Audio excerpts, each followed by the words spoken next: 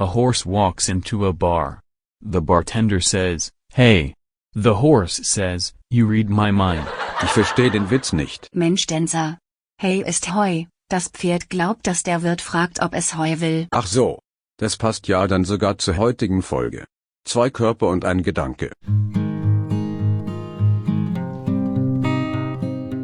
Hallo liebe Hypomaniacs, ihr seid auf Trab, dem Podcast für alle pferdeverrückten Freizeitreiterinnen und Fahrerinnen.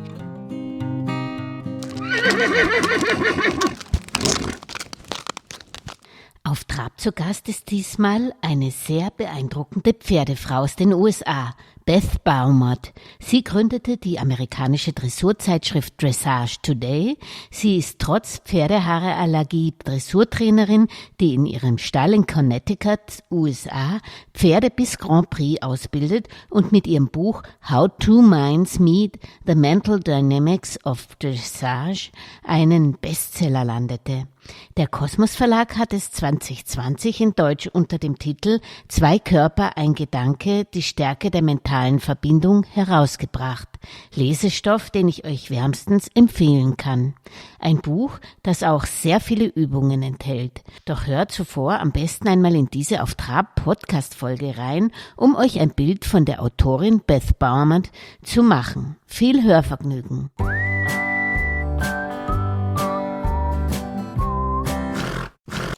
Thank you, Beth, for being guest on the podcast of Trab. Could you please just briefly introduce yourself? I was always crazy about horses, although I wasn't in a family that could understand that.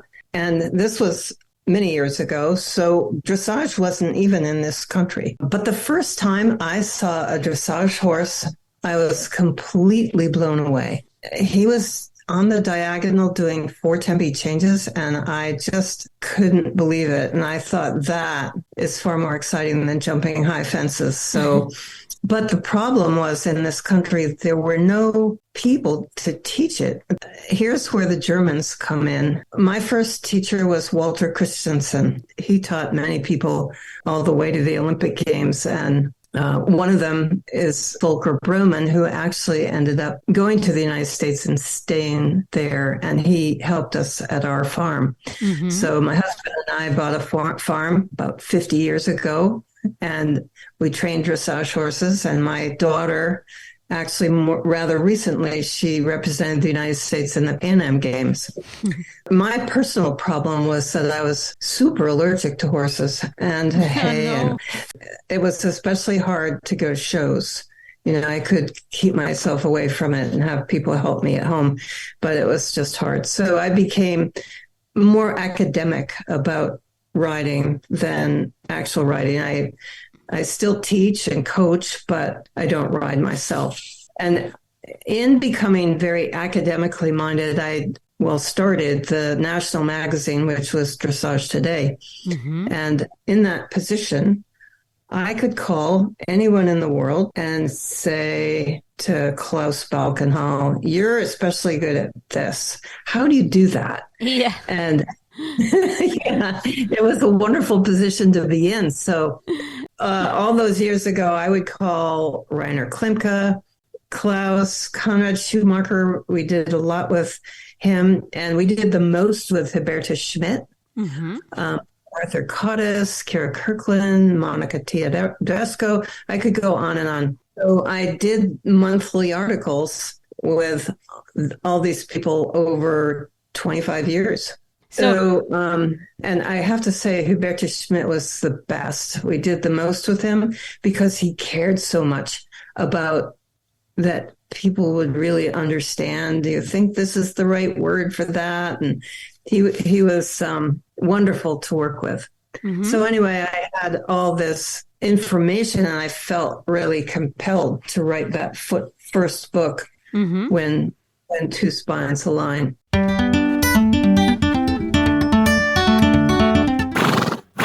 I don't have to ask you anymore for the inspiration of your book, How Two Minds Meet, The Mental Dynamics of Dressage. In this book, you strengthen the importance of mental connection between horse and rider to find this Philosopher's Stone's two bodies having one thought. To start with, could you explain the uniqueness and magic of horse mentality? Well, that's a lot. Riding isn't just mechanics, is it? It wouldn't be so beautiful if it were just mechanical. So I think the soul of our sport is a mind-body thing. So I had to write this book because without it, I'm only telling half the story. I do think that the mechanics come first. I don't think two minds can meet unless both of the bodies are balanced and comfortable. For example, by comfortable, I even mean horsemanship, teeth, feet, veterinary care, nutrition. And by balanced, I mean physical balance. But then you asked about the specialty of horse mentality. Our horses don't worry about tomorrow like we do. and they don't feel so happy because yesterday they won a medal. They're just here and now, and that's where we have to meet them. I think they do us a big favor by teaching us how to be present. And I also think this is why our sport is so addictive. It is super addictive.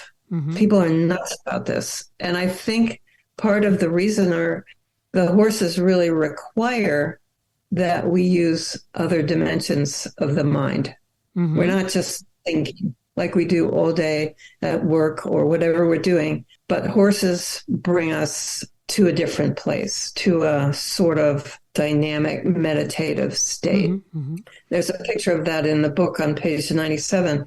And it's actually, now that I think of it, it's Sue Blinks, the lady I mentioned early, who was trained by Walter Christensen and later was an Olympian. That picture is of her in Sydney at the Sydney Games. And she's a friend of mine, so I like having a picture of her in my book. But it's actually kind of hard to find a picture of someone who's in that meditative state that you can tell. She has sort of a dazed expression of incredible concentration.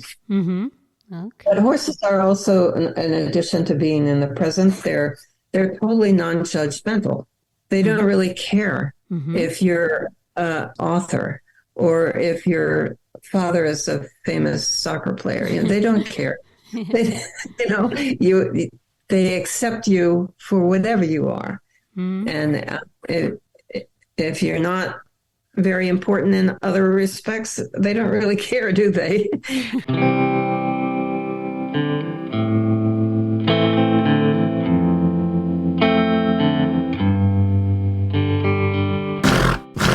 Das Pferd lebt also im Hier und Jetzt und es kennt keine Negation oder Verneinung. Es macht also wenig Sinn, ihnen etwas beibringen zu wollen, was sie nicht tun sollen. Erfolgsversprechender ist das schon, sie darin zu bestärken, was sie richtig machen. Aber hören wir Beth.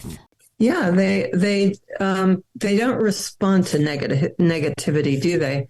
They don't understand, don't do this, or I hope he doesn't do that. He'll experience that as do this or do that. He doesn't understand negativity. So it forces us, in addition to being present, to be also positive. And that's the reason why the horse needs its comfort zone. And how should the rider take this into account? Yeah, the comfort zone, I think of this as, I think Kira Kirkland was the first one to talk about this in our industry. There's the comfort zone and the stretch zone and the panic zone. And in the comfort zone, that's the place where maybe that's the warm-up time, for example, where you're looking for relaxation and the work isn't too hard. The horse is completely comfortable and hopefully well balanced. And that's where you build trust, that he learns to trust you and he's relaxed and there's a sense of fairness and maybe fun. And then sometimes maybe you challenge him a little more, and that's when he's in the stretch zone. It's the place where learning takes place, because you don't learn anything in the comfort zone, do you? But that's the place where you build your basics. But you still need leadership. Oh, why is it so important? How can I train leadership quality? Well, let me just finish one more thing. It's up to the rider to decide, isn't it, where the comfort zone ends and the stretch zone begins, and where the stretch zone ends and the panic zone begins. And in the panic zone, that's where the horse is afraid. And learning cannot take place there. And then trust kind of starts to erode. Now, these zones are also for the rider. If both the horse and the rider are in the panic zone, that's a very bad situation, right?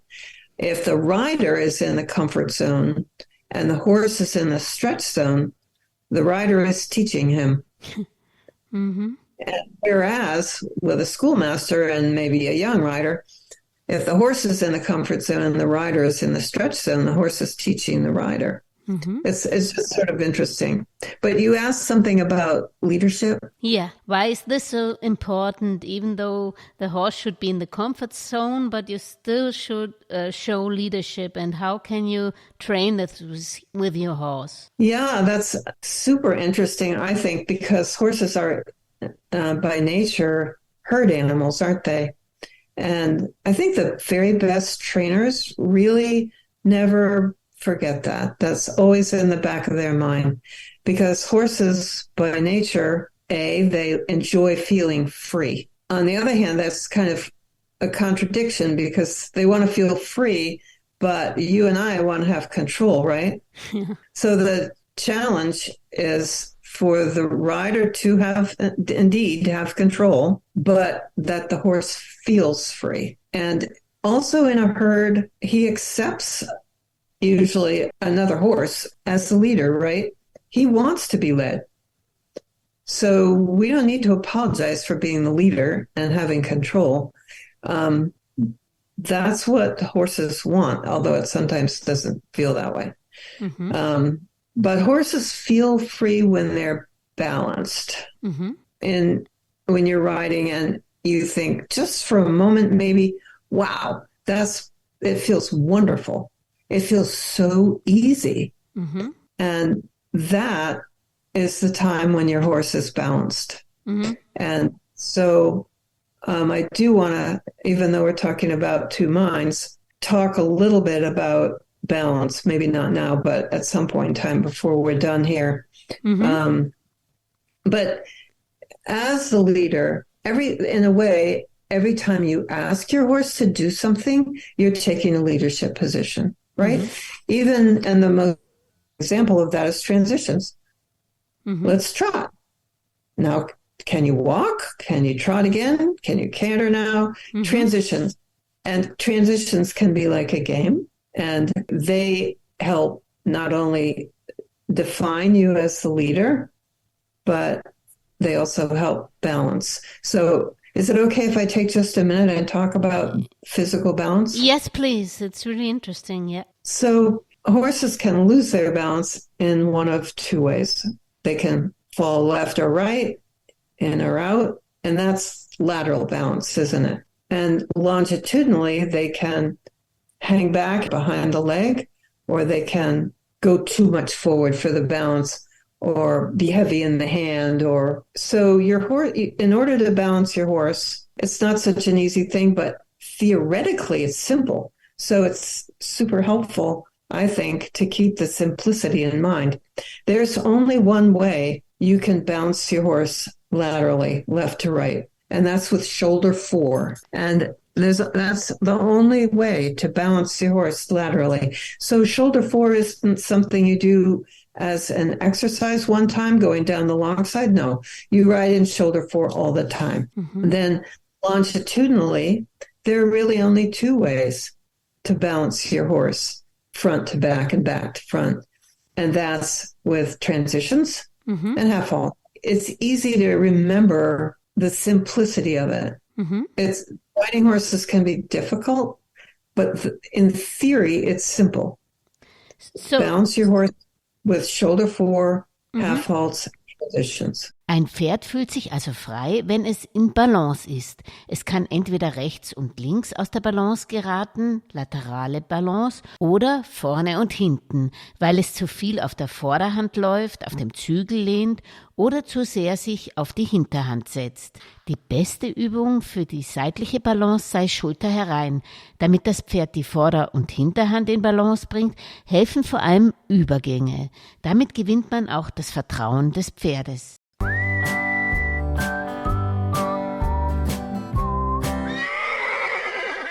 So every training should have these two components like shoulder fore and transitions? It's something that happens all the time. You're always working on it. It's always in the back of your head. Okay. My horse bounced laterally, shoulder four to the right, shoulder four to the left. It makes him super straight. Yeah. And transitions forward and back. And that's another whole topic, isn't it? We could talk for an hour about transitions, but we won't. Yeah. But leadership is kind of a mentality. Like it's interesting. It's sometimes not even super related to the ability of the rider, because we all see riders that really aren't that great, but they do super well, don't they? Because not all of them. I like to think that the better riders are usually the best, but some people have that mental ability to just be understood by the horse. I remember one time my daughter went away to college and she took her horse and I didn't teach her for like 2 months. No one taught her. And I went to see her after 2 months and the horse was going better than he'd ever gone before. So I'm like, what am I worth anyway? Why, how did you do this with no help? And she said, well, I just assumed I was right all the time. And I figure, if I'm wrong, later somebody will tell me. But what she was being was a good leader for her horse. She didn't have conflicting messages going to him. Like self-doubt is the worst thing, isn't it? Self-doubt, that's what I guess I'm getting at. I didn't say it right before, but it's self-doubt is really destructive to your riding. All try to be kind and well-balanced and fair and all that. But when self-doubt creeps in, it's difficult. Then you have to work first on yourself. Yeah, well, there's this phrase in fake it till you make it. Like, do the best you can without apology. That's all. Do the best you can. If you always try to get better and you do the best you can, it will be good enough. Even though you don't have this mental ability of leadership like your daughter has, maybe? Well, I think we all have to work on that. I think sometimes we're all too serious, and playful thinking puts you in the right place and him too. And if you make your exercises a little bit like a game, it probably helps. It makes you the kind of leader that your horse wants to follow.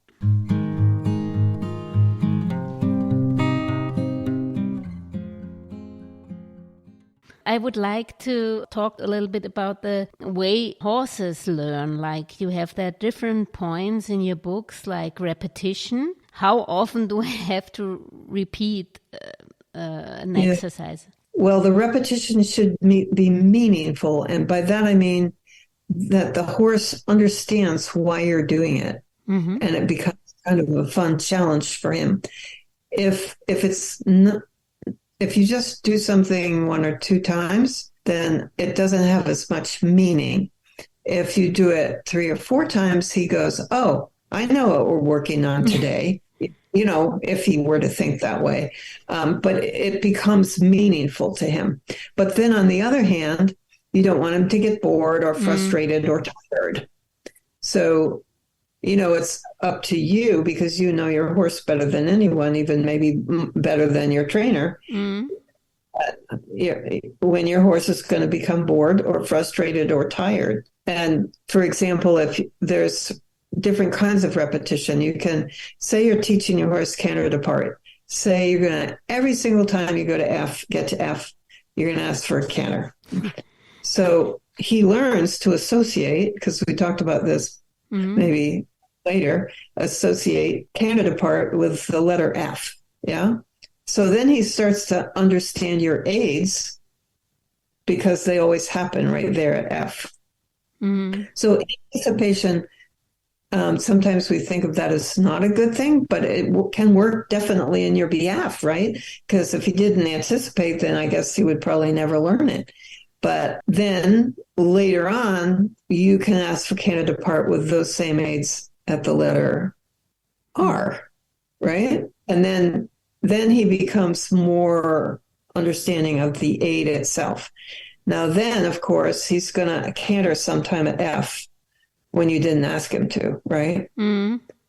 So then you have to be just kind of a good sport about that. I remember teaching one young horse about reinback, and then my daughter rode him down the center line, halted X, and he reined back. Well, you have to be a good sport about that. He was doing his best, wasn't he? But it just that's the way learning happens. It's the same thing with counter canter and flying changes. Yeah. The horse knows how happy you are when he does a flying change. And then when you ask for counter canter and he does a flying change, you can't punish him for it. But you work on now the counter canter. Mm-hmm. And for learning, you also mentioned reward is very important. Yes, definitely. Konrad Schumacher always used to say that the best reward is good riding. And I do think that that's true. Yeah. But you mentioned relaxation, a break after good work, a verbal praise, good boy, and a pat on the neck. And when there's a mistake, as we said just a little bit ago, that you don't punish it, but you don't reward it. There are other kinds of reward that are a little bit more indirect. So like routine. Horses really love routine, right? So he's going to be, they give him confidence, I think, So that's another thing. Association, we mentioned that. Yeah. He learns that the leg aid means go forward. The rein aid means slow down. The half halt means up. Something's going to happen. So association is, associated with preparation. It's really at a higher level. It's super interesting to think it's a challenge to teach him to associate collection with freedom. Mm-hmm. So now he's, quite naturally, horses can feel compressed and claustrophobic in collection. So it's important that we teach them to feel free when they're collected. And there are exercises that you can do that. Could you mention one? Yeah. Say you're cantering on a 20-meter circle with going strongly forward, maybe a medium canter with connection, with a solid feel in the hand. And then when you get to the track, you do a 10-meter circle. Mm-hmm. And the circle, you don't even need to be tremendously talented in half halts because the circle will help collect him, right? And if it's a higher level circle, you can do an 8-meter circle, but that he sits down and collects. And again, the figure itself will serve to collect him. And then you make a point of softening the rein contact in the collection there. So the figure does it for you. You don't need your hands a lot, hopefully. And you can soften once the horse collects, you can soften in the collection. So he feels that he's collected and he's free. And it's a kind of reward and again. Yes, exactly. Yeah. Wichtig ist also die Belohnung und damit meint sie nicht Leckerlis, sondern dass sich das Pferd frei fühlt, etwa bei der Versammlung nicht eingesperrt sich fühlt. Als Übung nennt sie hierfür etwa auf einer Tour Zirkelgröße je nach Ausbildung zu galoppieren. Hier führt die Reitfigur schon zur Versammlung und sobald man Versammlung erreicht, sollte man nachgeben. So fühlt sich das Pferd frei in der Versammlung. Gutes Reiten sei also generell die beste Belohnung.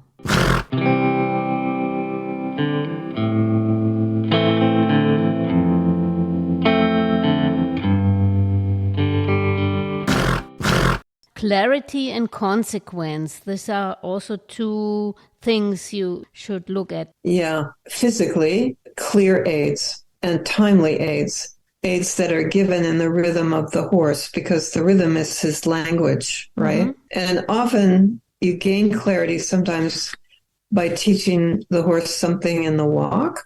For example, teaching him what the turning aids are or what shoulder 4 is, or lengthening the stride just a tiny bit. What is the exact aid for each of those things? Sometimes in walk, you have the best opportunity to communicate clearly. You and he agree on what is the aid for turning. What are the aids for shoulder 4? What are the aids for lengthening the stride just 2 inches, right? Sometimes getting that understanding between you and your horse happens most easily at the walk. And then it translates, of course, into trot and canter.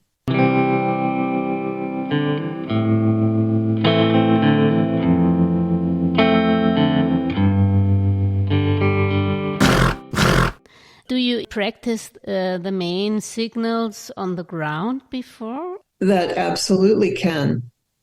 In the example of sort of reinback or leg yield or turn on the forehand, right? All those things you can teach on the ground. That's a super good point. I think, again, where we fall short is when we mentally have a lack of confidence and we question ourselves. It's a little bit easier to be, I mean, some people are perfectionists and at some point you have to say, you know, I may not be perfect, but I'm good enough to explain this and teach this to my horse.